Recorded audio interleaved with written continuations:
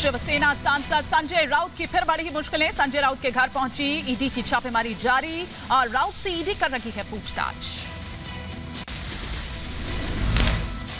पत्राचाल मामले में ईडी सख्त, संजय राउत पर जांच में सहयोग नहीं करने का आरोप।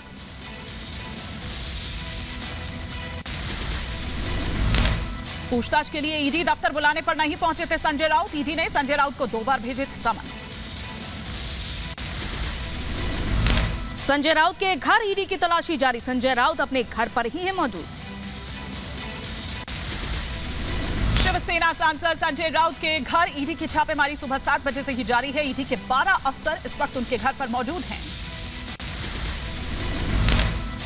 ईडी की कार्रवाई के बीच शिवसेना सांसद संजय राउत ने ट्वीट किया, लिखा ये झूठी कार्रवाई और झूठे सबूत हैं, मैं शिवसेना नहीं छोड़ूंगा। संजय राउत ने ईडी की कार्रवाई को लेकर एक के बाद एक कई ट्वीट्स किए। उन्होंने एक और ट्वीट कर कहा कि मैं मर भी जाऊं लेकिन सरेंडर नहीं करूंगा।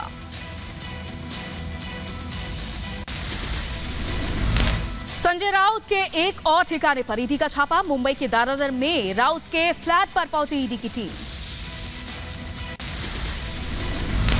संजय राउत पर ईडी की कार्रवाई को लेकर रिपब्लिक भारत पर बोले निर्दलीय विधायक रवि राणा। कहा संजय आज बाला साहेब की झूठी कसम खा रहे हैं। राउत की कई बिल्डर्स से पार्टनरशिप है।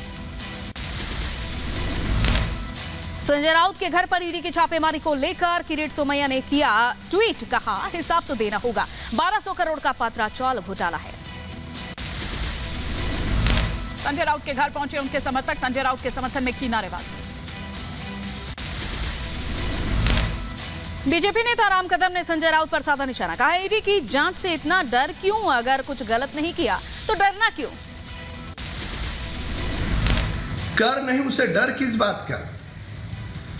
यदि शिवसेना नेता ने कुछ गलत पैसों की धांधली नहीं की है तो ईडी अफसरों ने जब उन्हें जांच के लिए बुलाया 3 दिन पूर्व, वे क्यों नहीं गए?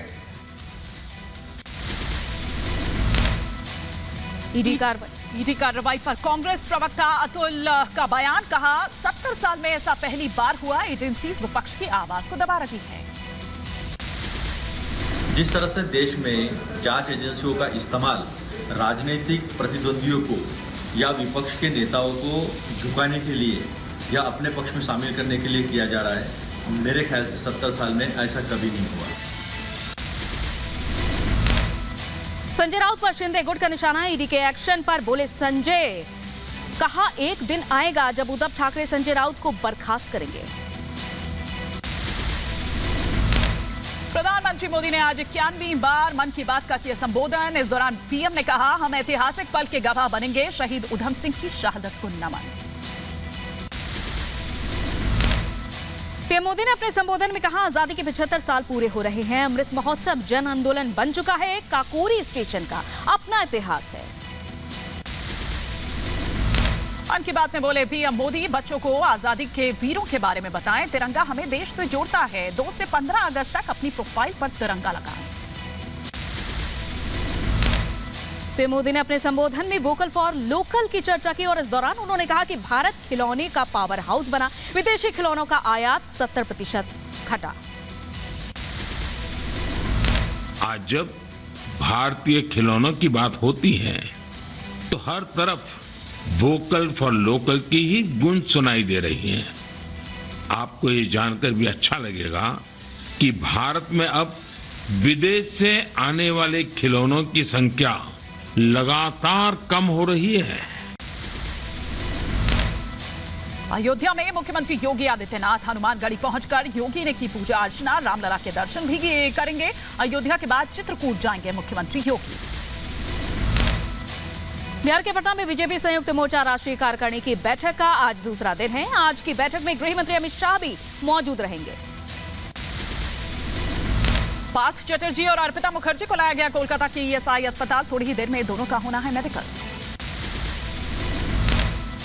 कैशकांड में ईडी ने अर्पिता के नाम पर 7 संपत्तियां होने का खुलासा किया है। शांति निकेतन के अपा फार्म हाउस के कागजात भी जब्त किए। पश्चिम बंगाल के हावड़ा में मिला भारी मात्रा में कैश। हावड़ा पुलिस ने कार से की कैश की बरामदगी। झारखंड कांग्रेस के 3 विधायक हिरासत में लिए गए।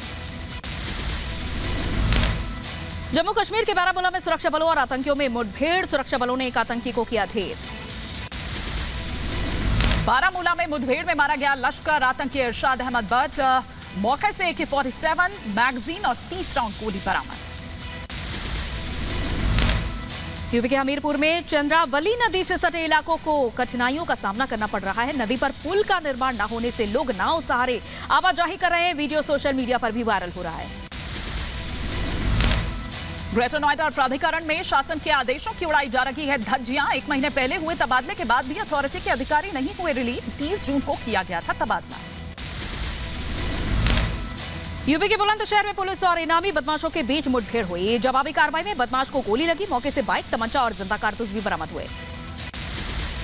उत्तर प्रदेश के अंबेडकर नगर में कांग्रेस नेता अधीर रंजन चौधरी के खिलाफ बीजेपी नेता ने दर्ज कराई FIR। राष्ट्रपति पर आपत्तिजनक टिप्पणी करने पर FIR दर्ज। यूपी के अंबेडकर नगर में कागजों में ही रह गया आंगनबाड़ी केंद्र। केंद्र वाली जगह पर लगा है गंदगी का बार। सरकारी प्राथमिक विद्यालय में शुरू होना था आंगनबाड़ी केंद्र। उत्तर प्रदेश के गाजीपुर में बीएसपी सांसद अफजाल अंसारी ने अपने ऊपर हुई कुर्की की कार्रवाई पर दिया बयान। कहा, किसी भी मॉडल की अच्छाई और बुराई उसके नाम से नहीं होती। यूपी के अलीगढ़ में शराब के नशे में गाड़ी चला रहे बाइक सवार ने जमकर उनकी पिटाई हुई। बाइक सवार को टक्कर भी मारी।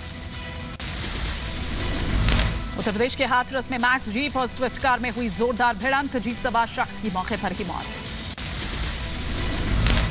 यूपी के मथुरा में सरकारी अस्पतालों से चोरी छुपे बेची जा रही है anti rabies vaccine. CMO doctor AK Verma ने दिए जांच के आदेश। मध्य प्रदेश के रतलाम में गिनती नहीं बोल पाई छात्राएं तो शिक्षक ने जड़े चांटे। वीडियो वायरल, डीओ ने किया निलंबित। यूपी के नोएडा में भी हर घर तिरंगा यात्रा को लेकर जोरों पर तैयारियां। अकेले नोएडा में 50 लाख तिरंगे हो रहे हैं तैयार। गाजियाबाद में हत्या का सनसनीखेज मामला आया सामने। घरेलू विवाद के चलते चाचा के उसी के भतीजों ने गोलियां बरसाकर हत्या कर दी।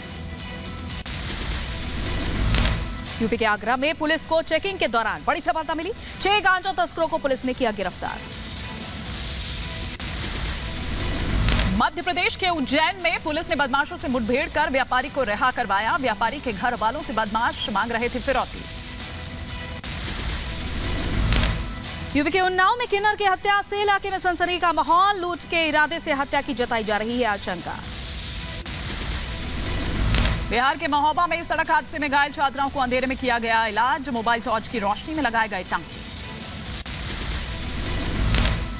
यूपी के बांदा में महिला को पीटते हुए लाइव वीडियो हुआ वायरल। महिला को पीटते हुए नजर आई 4 महिलाएं और एक युवक। मध्य प्रदेश के रतलाम में मेडिकल कॉलेज में रैगिंग का मामला आया सामने। रैगिंग कर रहे छात्रों पर अब कार्रवाई की मांग। यूपी के झांसी में एक रेस्टोरेंट में भीषण आग लगने से मची अफरा तफरी। दमकल की गाड़ियों ने कड़ी मशक्कत के बाद आग पर काबू पाया। उत्तर प्रदेश के मुजफ्फरनगर में 22 साल के युवक ने 8 साल की मासूम के साथ किया दुष्कर्म। बहला फुसलाकर अपने घर ले गया था आरोपी। पुलिस ने मामला दर्ज किया। यूपी के अंबेडकर नगर में स्वास्थ्य विभाग की खुली पोल। स्वास्थ्य केंद्र में पेड़ के नीचे किया जा रहा है मरीजों का इलाज। केंद्र में नहीं है मौजूद पीने का पानी। उत्तर प्रदेश के बुलंदशहर जिला जेल में तीज की धूम। महिला कैदियों ने जेल में मनाया हरियाली तीज। मथुरा के बांके बिहारी मंदिर में भक्तों का लगा तांता। बांके बिहारी जी ने स्वर्ण रजत हिंडोले में विराजमान होकर भक्तों को दर्शन दिए। इधर उज्जैन में कार में आग लगने से मचा हड़कंप। भीषण आग ने पास में खड़ी दूसरी कार को भी अपनी चपेट में लिया। इधर धूं कर लपटों ने मचाया उत्पाद। नीलगंगा इलाके में अस्पताल के पास खड़ी थी दोनों कार। तमिलनाडु के थेनी में वैगई बांध का जलस्तर बढ़ा। 71 फीट ऊंचे बांध का वाटर लेवल 66 फीट तक पहुंचा। बाढ़ को लेकर प्रशासन ने जारी किया अलर्ट। उत्तर प्रदेश के संबल में भी खतरे के निशान तक पहुंचा गंगा का जलस्तर। बबराला घाट पर लगातार बढ़ रहा है पानी। पक्के मंदिरों से सिर्फ 6 फीट दूर है पानी। बाढ़ को लेकर अलर्ट जारी। अमरनाथ यात्रियों का 31वां जत्था भगवती बेस कैंप से रवाना। जम्मू से कश्मीर घाटी के लिए रवाना हुए सभी श्रद्धालु। जम्मू कश्मीर के कठुआ में पुलिस ने 3 लोगों का किया रेस्क्यू। तीनों लोग तरना नाले में अचानक आई बाढ़ में फंस गए थे। मध्य प्रदेश के अलीराजपुर में बारिश के तेज बहाव में बही बाइक पुलिया पार करना चाह रहा था युवक। मामले का वीडियो सोशल मीडिया पर वायरल। उत्तराखंड के पिथौरागढ़ में भारी बारिश के बाद तबाही। बादल फटने से कई घर हुए क्षतिग्रस्त। भारत का पहला मंकी पॉक्स मरीज हुआ ठीक। 17 दिनों तक त्रिवेंद्रपुरम मेडिकल कॉलेज में चला इलाज। नेपाल के काठमांडू में महसूस किए गए भूकंप के झटके। रिक्टर पैमाने पर 5.5 तीव्रता दर्ज की गई। जारी है रूस यूक्रेन के बीच जंग की दास्तां। रूसी रक्षा सेना ने 50 यूक्रेनी युद्धबंदी को मारे जाने का दावा किया। वीडियो जारी कर जानकारी भी दी। यूक्रेन के माइकोव शहर में फिर रूस ने किए हमले। रिहायशी इलाके में की गोलीबारी।